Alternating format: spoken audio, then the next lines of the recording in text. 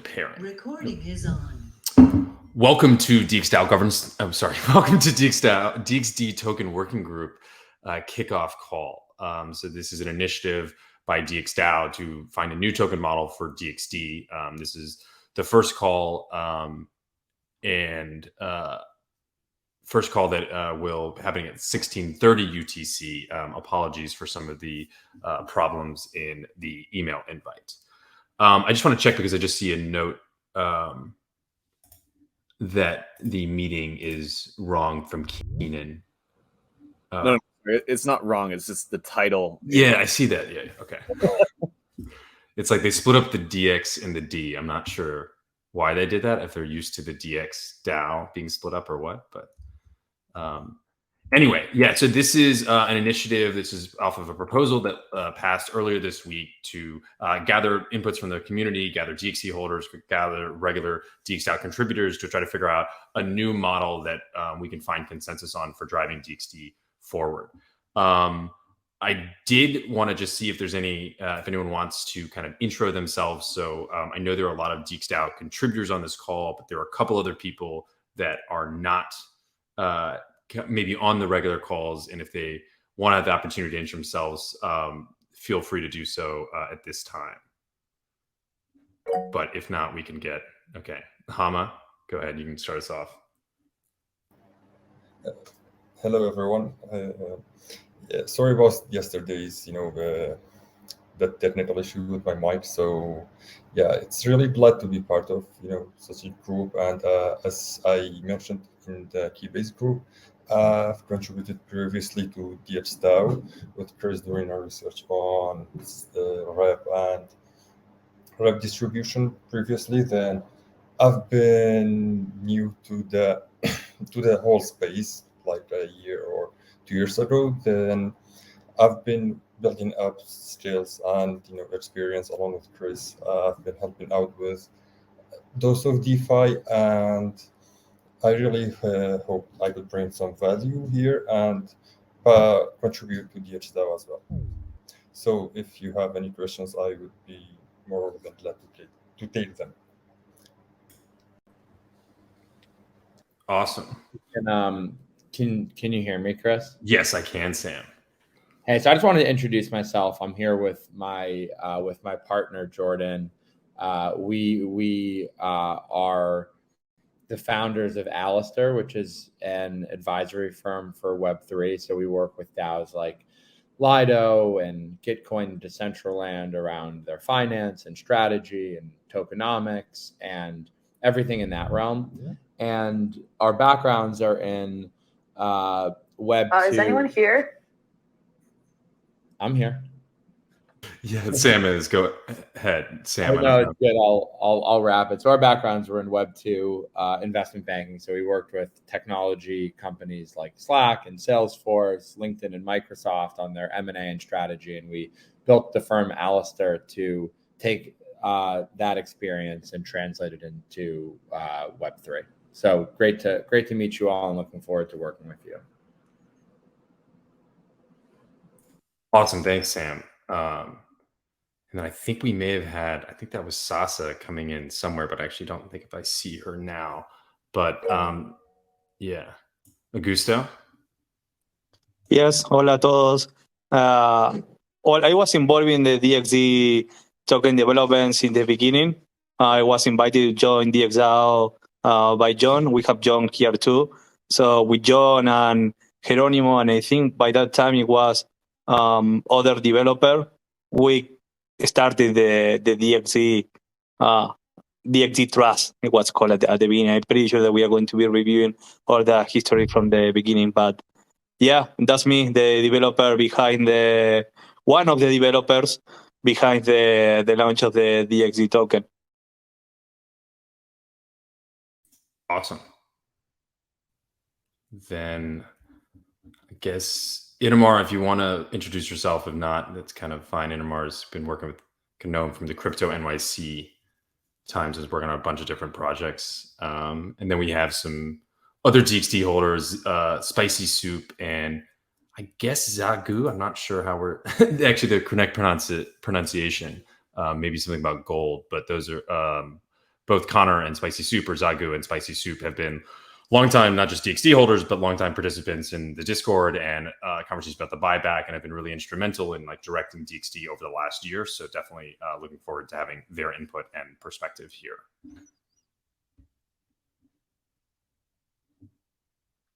Cool. So I think I'd start things off. I have a presentation maybe to walk things through here. So I think everyone can hopefully see my screen now. I'll accept that. Yeah, I can. Yeah. Cool. And so just looking at the agenda here, as I said, we just did a little welcome and intros. There's and then we'll go through and I think how we got here. There's DXDAO and DXD, the bonding curve, DXDAO products, the buyback program. Then looking into solution requirements, coming up with a new model. What exactly does that need to look like? What are the things that we want to make sure are required in that? Then going into research suggestions and maybe some comparable projects, and then looking at next steps and the working group format brainstorm. So how we got here, I think there's a story about how DXDAO got here, and then there's a story about DXD that got here. And as Augusto said, the people involved with both of these are on this call. So it's kind of telling a history of some that some may not be familiar with, but others participated in. So I think there's two separate stories here, but obviously are related here. So I think starting first with the story of DXDAO, I think the best place to start here, I think, is always the manifesto lays out the founding of DXDAO, or the launch of DXDAO. So DXDAO had an ambitious goal from the beginning to be decentralized from the start. So the two projects involved in launching DXDAO, Gnosis and DAOstack, did not want to be large stakeholders in the DAO itself, because they were hoping to launch some organic DAO that would then be picked up by the community and run with through there. So the key thing that you need to be able to do to launch a DAO like that, though, is you need to figure out how to distribute governance power in this new DAO. And so DXDAO differs from a lot of DAOs now. It was not maybe that different when DXDAO launched in 2019, but it uses a reputation-based governance system. Reputation is non-transferable.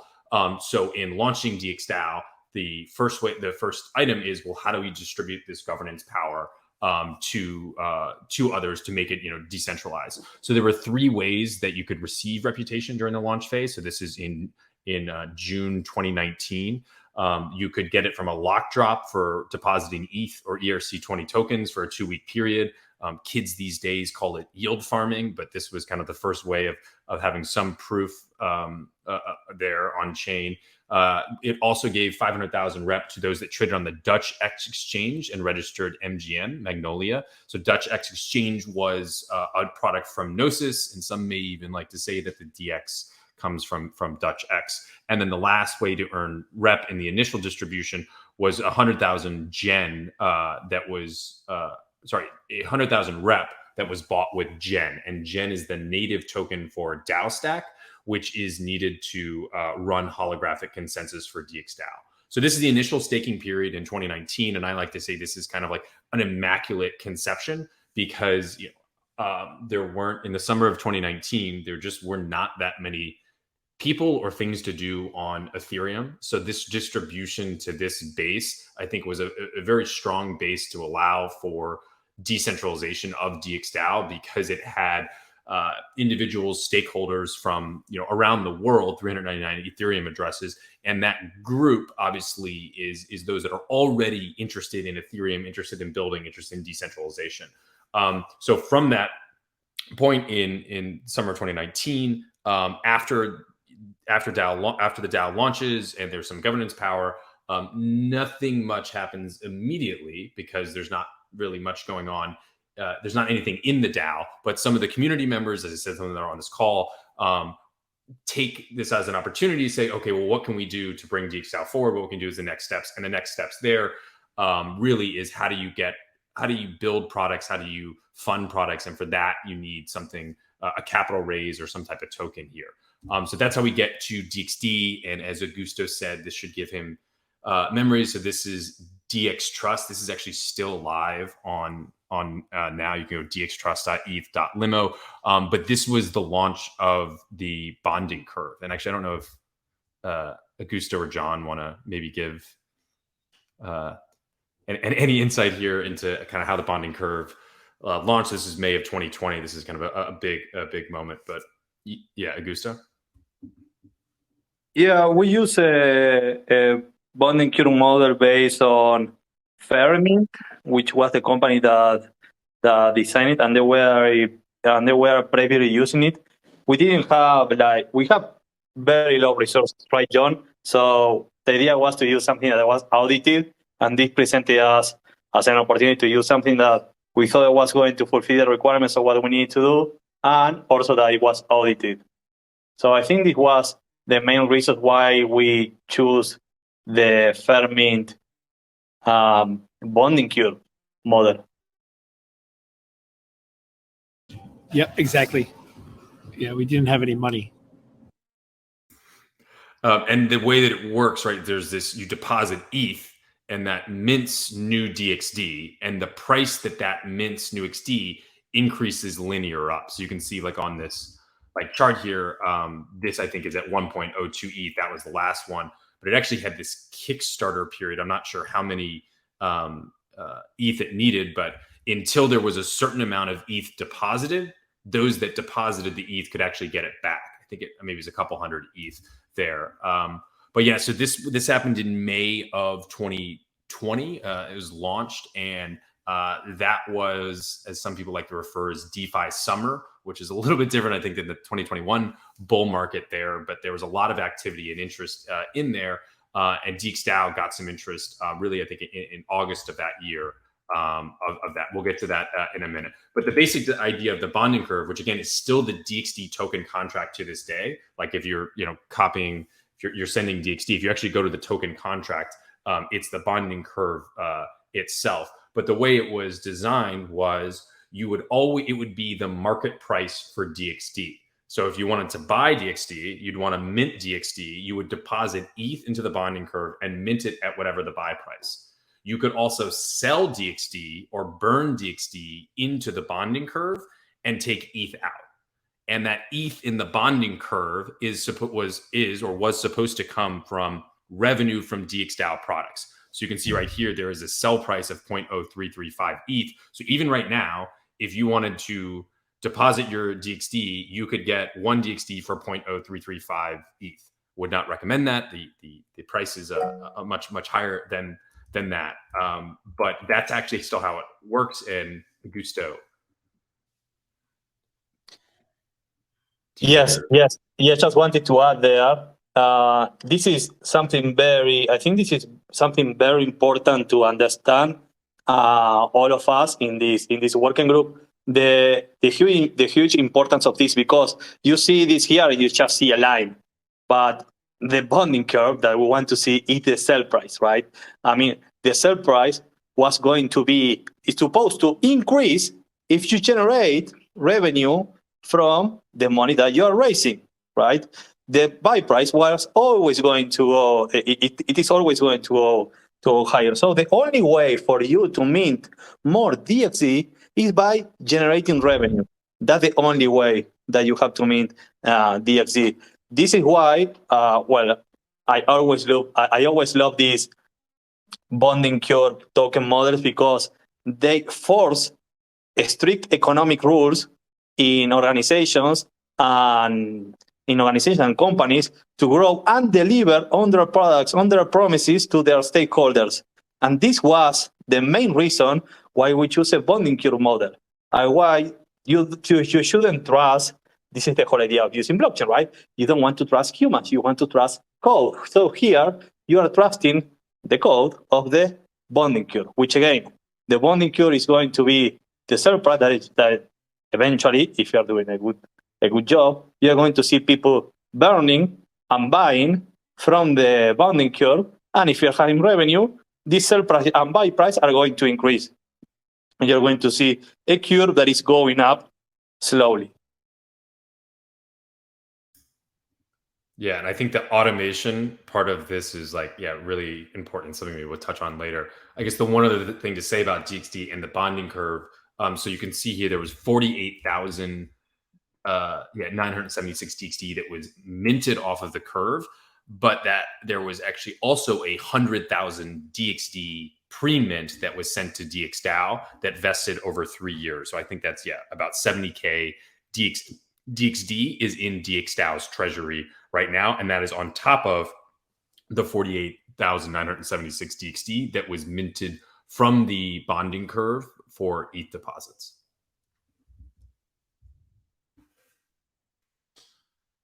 Yeah, and as Augusto was saying, in terms of the model of the bonding curve, like the core driver of that is, DXDAO is creating products, and then that will lead to revenue. So these are, the DXDAO products. This is a nice, simple cut or screenshot from our website that had this very nice that fit in here. But yeah, so Swapper is, I guess, the most mature product of DXDAO that's been coming up on 2 years of being live on mainnet. It's also on Gnosis and Arbitrum. Carrot is about to launch a big new V1. It's a KPI incentive platform allowing you to use actually in the new version, you can use any you can use NFTs or an ERC20 token as a form of collateral and use that as a way to incentivize whatever action you want in the future. Omen is a decentralized prediction market. This was a big product for DXDAO early on, especially during the bonding curve raise. Prediction markets had a good 2020 in terms of there was the presidential election and also the launch of the ETH2 beacon chain. So there was an activity then, but really over the last year, there's not been as much action or traction, I should say, for prediction markets. And DXDAO has not devoted as much really any development resources to Omen lately. And then DXGov is the team that builds governance products, both for DXDAO and others. And then Aqua is also maybe a shelved project or one that is half finished about a token auction platform there. And then and so the bonding curve launches in May. And then if you so that's in May. And as I said, kind of over that summer, this is DeFi summer. So a lot of activity. This comp launches not the first, but comp launches in the end of June of 2020. And that's when the whole yield farming term and craze really started. YFI launched in the end of July. They had that kind of 2-week period where you could mint, the fair launch of YFI, that kind of crazy curve launch that was supposedly from an anonymous developer. That was in early August then. And then, of course, Uniswap and SushiSwap was in, I think, SushiSwap, I think, was at the end of August 2020. And then Uniswap launched their token middle of September, obviously in response to SushiSwap. So there's a lot of activity going around in the summer of 2020, and DXDAO is kind of in the middle of that. And because it had a team that had helped launch the bonding curve and it attracted others, the bonding curve was really able to attract a lot of interest and ended up taking around 25,000 ETH in, peaking at around September 20. In September 2020 at that buy price of 1.02 ETH. So that's 25,000 ETH that was raised mostly over the summer of 2020. And as this chart is just kind of trying to point out here, the price of ETH at that time was pretty low. And I think this 428 is maybe the highest of the ETH amount that it raised. More than half of the ETH that DXDAO raised was actually under $200 ETH. And so, I think the story of DXDAO and DXD over this time period is in a lot of ways almost entirely influenced by this massive bull market that takes off and the rising price of Ethereum over this time, right? So Ethereum really starts to take off at the end of the year into January, March, and May. You can kind of see that the price increases there. DXD in the 2021 bull market, and these are mostly just kind of my thoughts and on this. End-to-end encryption is on. Okay, good. It's end-to-end encryption.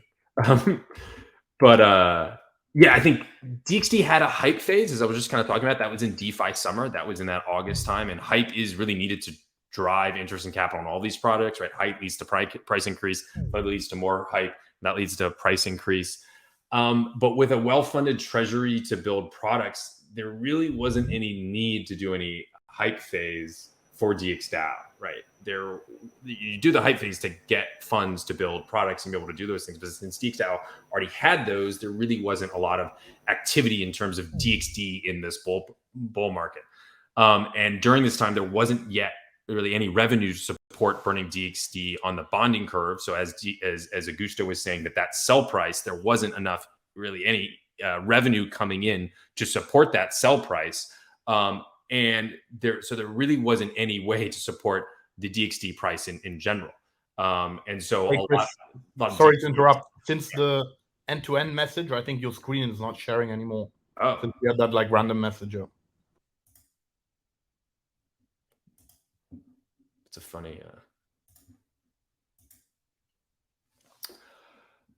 So I guess we're not end-to-end encrypted anymore. Can you? I'm reading this, Augusto. Can you see my screen now? Yeah. Yeah, and so just thinking about during this time period, I think you can see here there's a chart of and so this is DXD price chart over this time period. The blue is DXD USD, and the red is DXD ETH, and so you can see, DXD over this time, it's hovering around $200. But what's happening here, right, again, is Ethereum is just exploding in price here. So the DXD ETH is really dropping a lot. And so I think it passes, you can see here, like 0.2 towards the end of December. I just kicked Chris out. That's one way of disagreeing with him, I guess. Governance in action.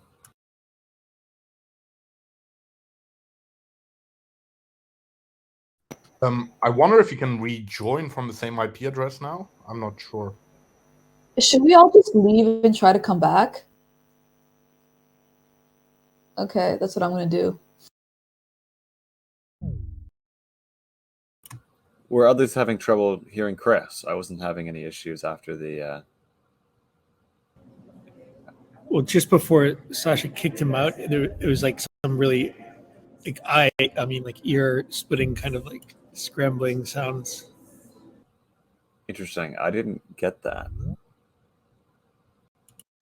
Yeah, it's funny because we use Jitsi, I feel like, all the time. This is like a new.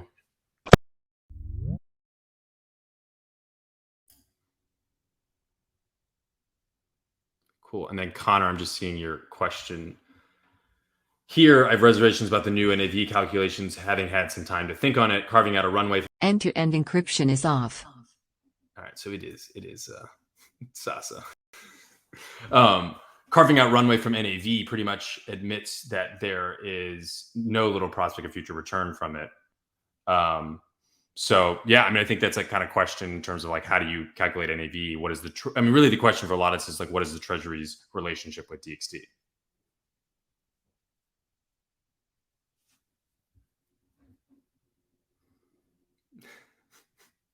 Sasa, we're gonna have to boot you out if you keep like doing it. I'm trying to think of what is the noise messed up. No, but every once in a while it gets all like scrambly and weird, and it sounds like Itamar had the same issue. It's fine now. It's the feds. Jitsi is made by CIA. It really did look like that. Like yeah. And then it said some weird thing about encryption. I was scared.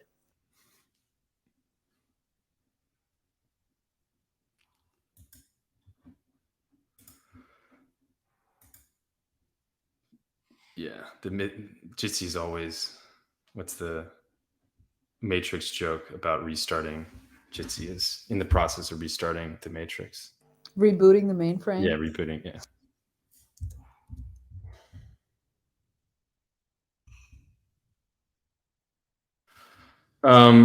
Cool. And so then, so again, that's like where DXD has come from, where DXD has come from. And then, I think the question is kind of how to move forward. And this is just what I was thinking about. We're hoping to come up with some model that exists. And the question is like, well, what does that model need to have? What are the things that we need to try to fit into that model? And so a couple of things I wrote down here. One, approved by DXD holders. I think that's pretty obvious. Two, must incorporate governance 2.0 and staking DXD in governance. So I think this is a pretty big one in the sense that the governance 2.0 design that we have includes staking DXD or staking something that maybe DXD liquidity, providing DXD, whatever governance has, staking that, which gives you additional governance power.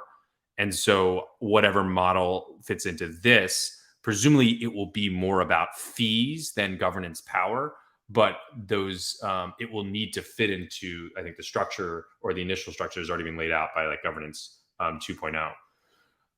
3, it should be verifiable and automated.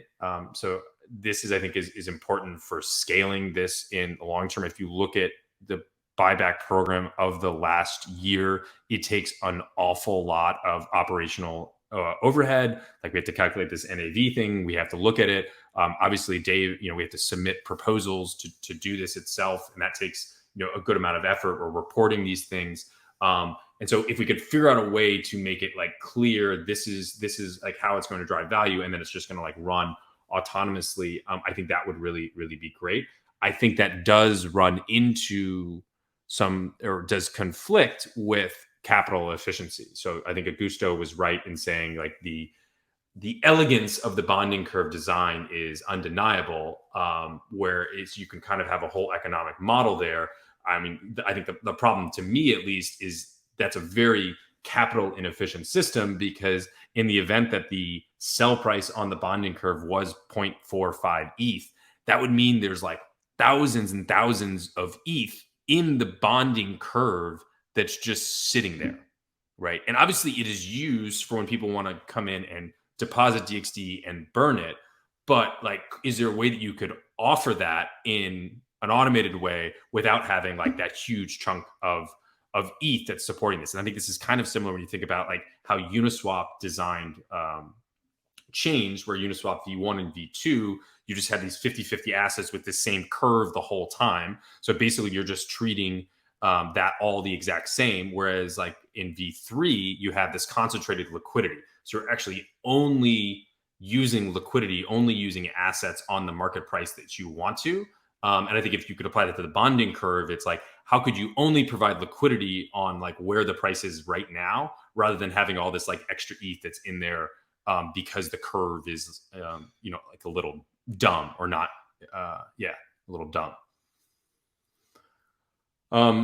Promotes a liquid DXD market. I think this is kind of obvious. This has got to be a huge goal, and I think a really shortcoming we have right now in the existing market. And then, I think whatever DXD token model, I think it's incredibly important that it fulfills the mission and the goals of DXDAO, which is like to enable funding and building of sovereign decentralized products and infrastructure there. I don't know if anyone had any thoughts here for things that maybe need to be included. I'm coming back just to read the chat here.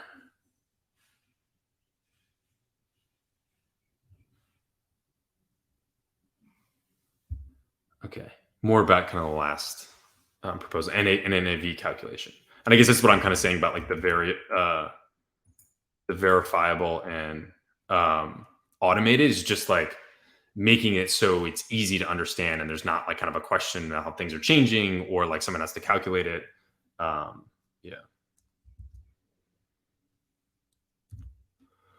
Cool. And then just some like broad thoughts and ideas. I think the reason that I wanted, or I kind of was pushing to start this group, is because I think that there is a model that DXDAO has kind of been moving towards over the last year, like kind of led by the buybacks. But broadly speaking, I do not think buybacks are an efficient model of driving value to token holders. I think that's been true in crypto. If you look at like Maker, Yearn, Rook, there's a whole bunch of ones that have used this as a model, and it really hasn't played out. And then I think the same thing is true in traditional finance too. Actually, I was just reading, I shared a link yesterday of how there's some academic study about how share buybacks do not drive as much value as even like dividends themselves. So for me, I think it's important that we think about like, the capital efficiency of this, and whether buybacks are the best way to return value to shareholders, regardless of whatever reason why you have like an extra pile of cash, whether that's from revenue or whether it's from the treasury increasing in value.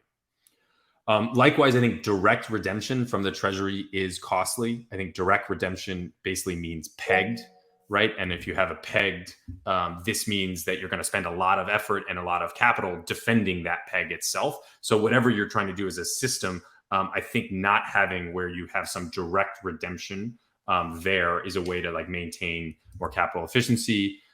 Is there any way that you, and then I guess the next one, is there any way that you can encourage like long-term holding? Like I'm just saying that you stake for 3 months and then you get 80% of the NAV from DXDAO. Like let's say you want to exit and you can almost like pre-plan your exit or something by committing to a longer staking period. And then like lastly, how can this model incentivize greater ecosystem activity and use of DXDAO products? So of course, I think that's things like DXD liquidity. How does this not just lead to DXDAO participating, but how does it kind of create a broader ecosystem of people buying and trading DXD? But then also I think it should play in like, how does this make sure we use DXDAO products, whether it's Swapper or other ones going forward? Yeah, and I'll stop there. Sasa, do you have a question or comment? It's Sasha. Yeah, I was wondering, like, since you guys have done buybacks a few times based on your slides, have you guys seen it have the effect that you expect?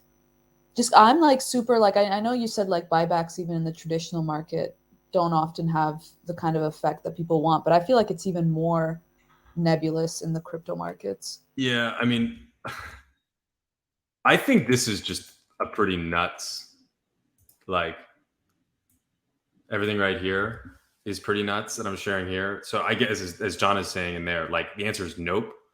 If you would have told me a year ago, if DXDAO spent $7.5 million buying DXD, would that like, what would DXD what would DXD be trading at? I would not say what it is now.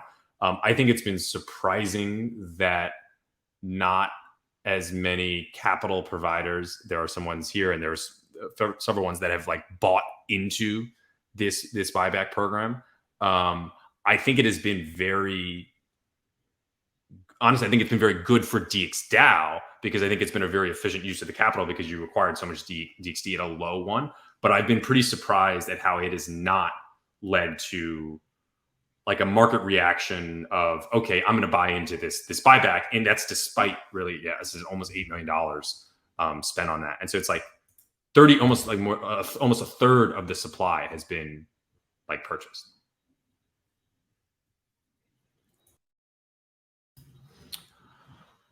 I think it would have been different, Spicy, but I think this kind of gets into like there's so little DXD liquidity right now. It would be very easy to push the price up to a certain level. Like DXDAO has so much ETH right now, it would be.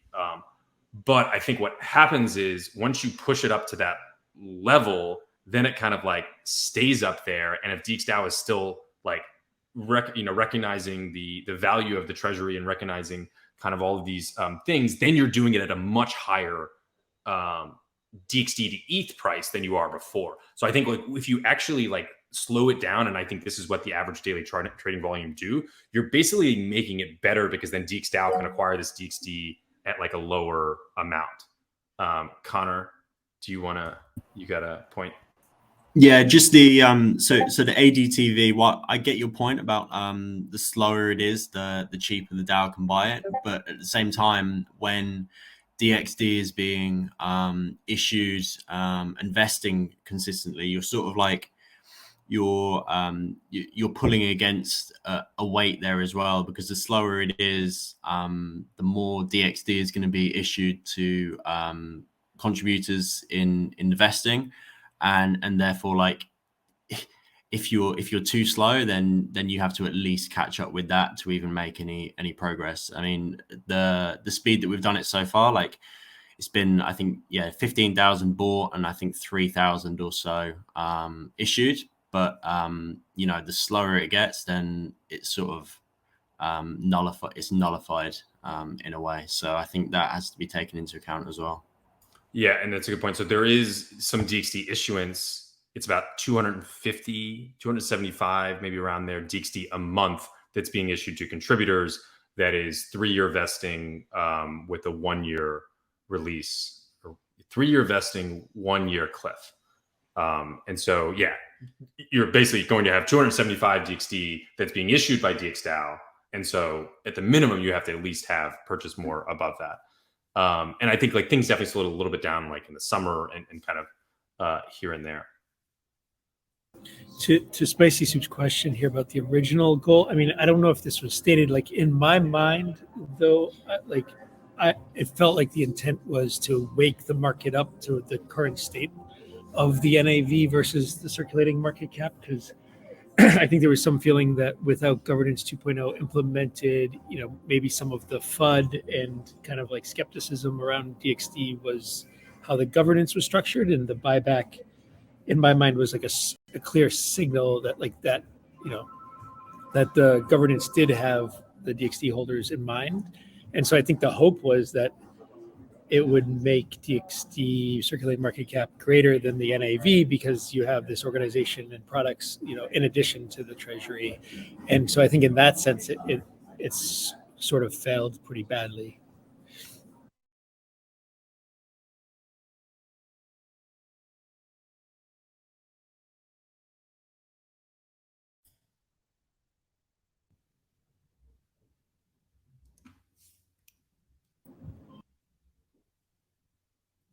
But yeah, I mean, that's not necessarily saying that the buyback execution or the buybacks themselves have like failed technically. It's just that I think that the hopes weren't met, and maybe that says something else about DXDAO, kind of separate from the token and stuff. Sid Mead, I'm not going to say the first part. Could we issue a Uni V3 LP single-sided with X ETH in a certain range? Wouldn't that help capture some of the dumping to burn those tokens? I think that's an interesting idea. There's actually been, there's someone recently who'd used Uniswap V3 basically to do a sell order too. I think the DAO itself doesn't have that ability. We have to think about, how would the DAO itself LP on Uniswap V3? So DXDAO can LP trustlessly on Swapper on both mainnet and Gnosis chain. And so I think that's definitely a big possibility, but we would probably have to build something else to do V3.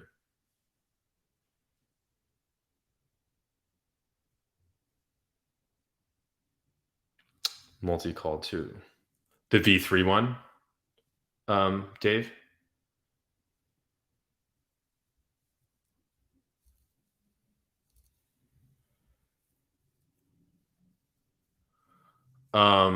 So some interesting ideas I think about, so I guess these are about like purchasing DXD and like what is the most efficient way to do that. And there I also know that Dave was chatting with the CowSwap folks about maybe seeing if they can integrate with them. So I think there are some opportunities more for optimizing the efficiency of the buyback itself. Yeah.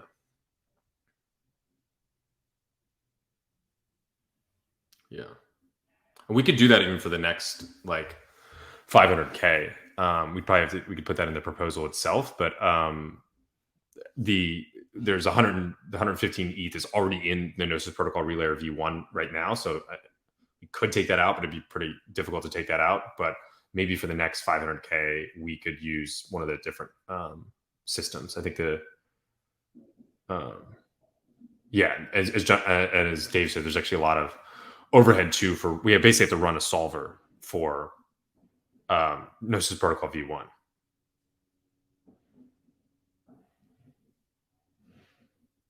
And OWL liquidity. It's like finding OWL liquidity can be very, very difficult.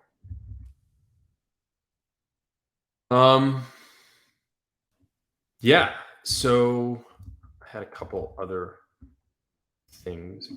Where's the screen?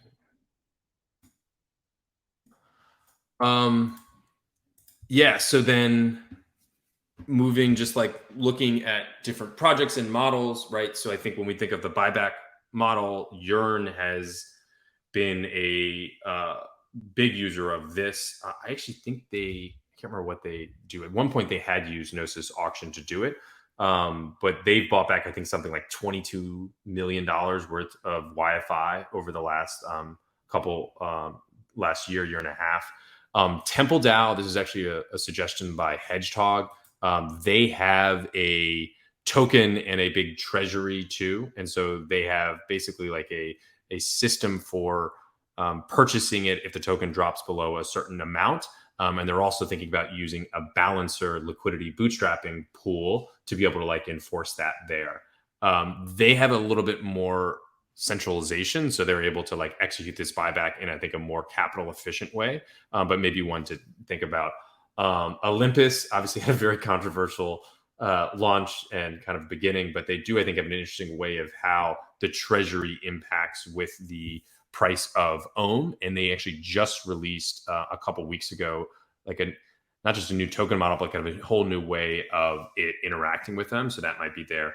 And then I put Nexus Mutual on here only because Nexus Mutual also has kind of like a lot of ETH in their treasury, and there's just a lot of discussion about how that works. They also have a pretty novel bonding curve, but their bonding curve is also backing like or just underwriting the insurance policies that they're doing. So it's a little bit different model. And I think they've also struggled with like, what is the token value accrual method there? And probably in large part due because they had raised a lot of this ETH, or they had this pool ETH before ETH went up a lot. So I think that's one maybe to look at, but I wasn't sure if there were other ones that people liked or enjoyed or thought that we could like research or look into further. Any thoughts or projects that are interesting to y'all?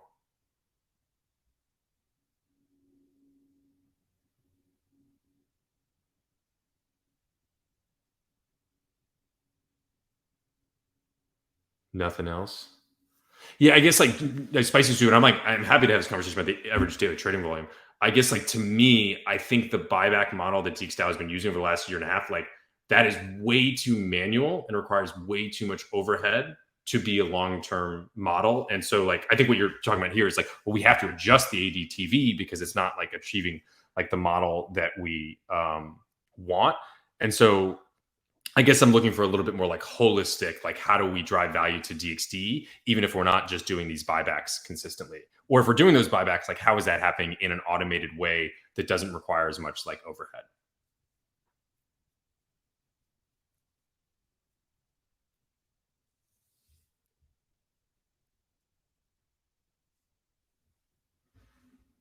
Yeah. So not being a straight run ADTV, average daily trading volume. Yeah. Because I mean, I think that makes sense. Yeah. Connor.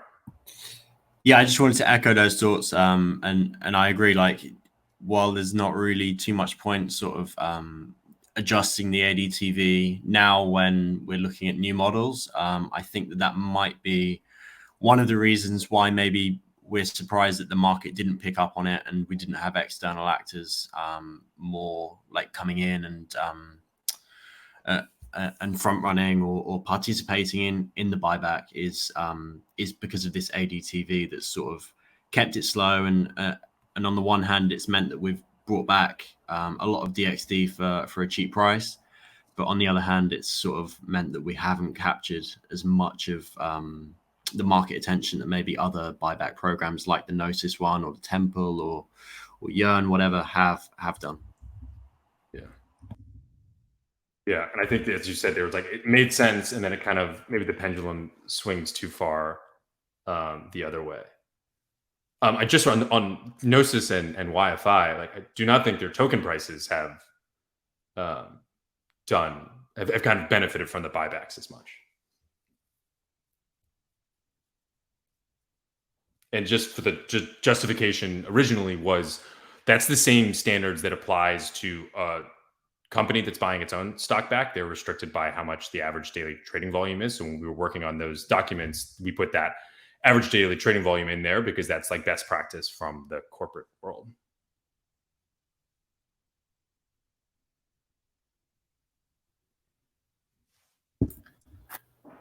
I mean, when you have a token, it represents an economy, and like when you have stock, it represents a business.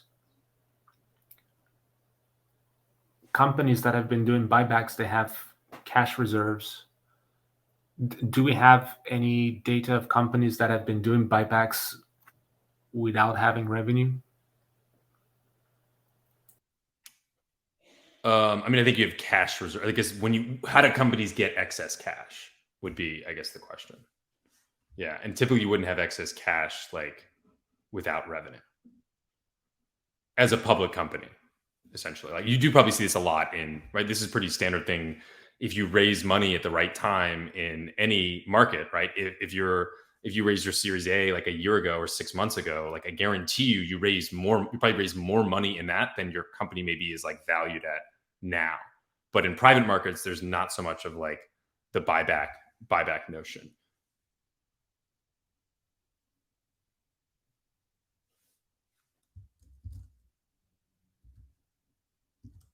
Oh, this is not the right one.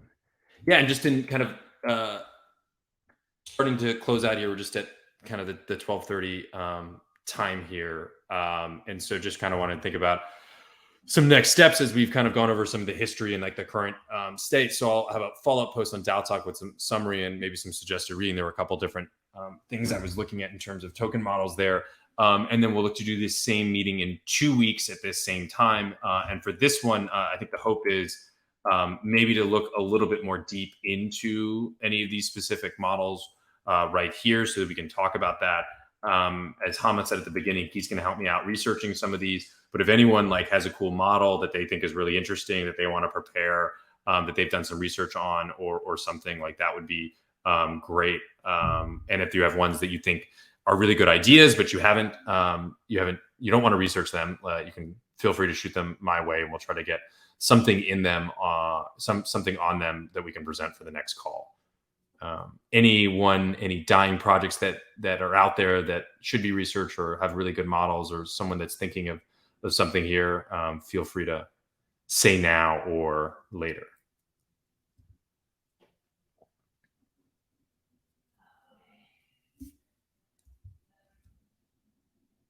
Yeah.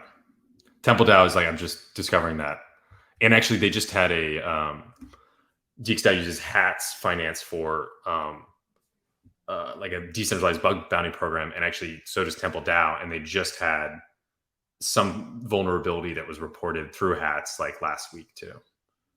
So they fixed it and whatever, but I had not heard about it before. But I think there's like more of like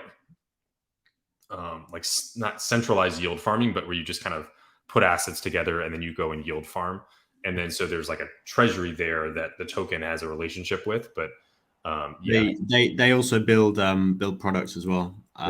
So it's not a perfect match, but I'd say that it's fairly similar in that there's this treasury, and also the treasury is being used to pay contributors to build products, but maybe flipped so that there's a little bit more focus on the treasury rather than the products, whereas over here it's sort of flipped the other way around. But I'd say it's in a lot of ways fairly similar. Had its own problems with trading well under NAV for a long time. Yeah, interesting. No, sorry, Spicy, I wasn't saying that. I was more, we are also interested in HATS too. So it was just interesting that they are using the HATS and actually found something through them. But yeah, and they had just talked about, I think they're also talking about switching models, this balancer liquidity bootstrapping pool model, maybe.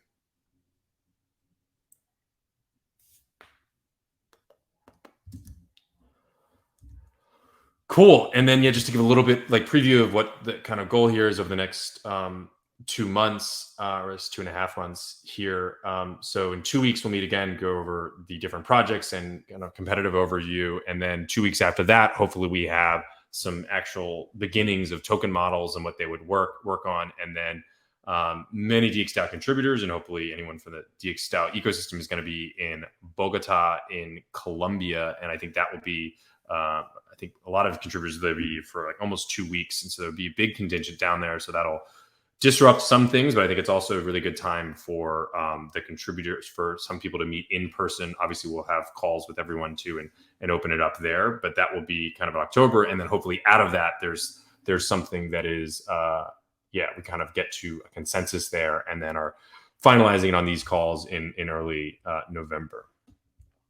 So that's all I had for today. I wasn't sure if there were questions, comments, suggestions. I I think last time we did the the governance 2.0 working group, we had set up a Notion to share documents. I think everything I'm going to try to do is just through the forum. So I would check for forum. That will be the central place for videos and any docs or conversation, just so we can have that open for other people to participate in. But yeah, any other thoughts, parting comments, suggestions?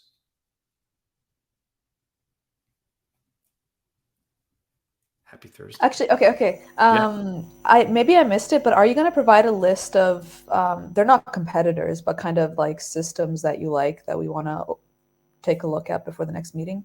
So, yeah, I mean, so I'll send out I guess what we're working on. As I said, at least these 4 here we'll look at, and yeah, I think we'll probably do another 1 or 2 there, but I'll send out what those are. Maybe not have all of the documents until the call itself, but yeah, that's the goal for this next call, to look at similar ones. Yeah, Connor. Just to highlight some thoughts that I've been having the last couple of weeks on different models, and I think that because of the low liquidity for DXD, if we're going to do any sort of buying back or acquisition model, anything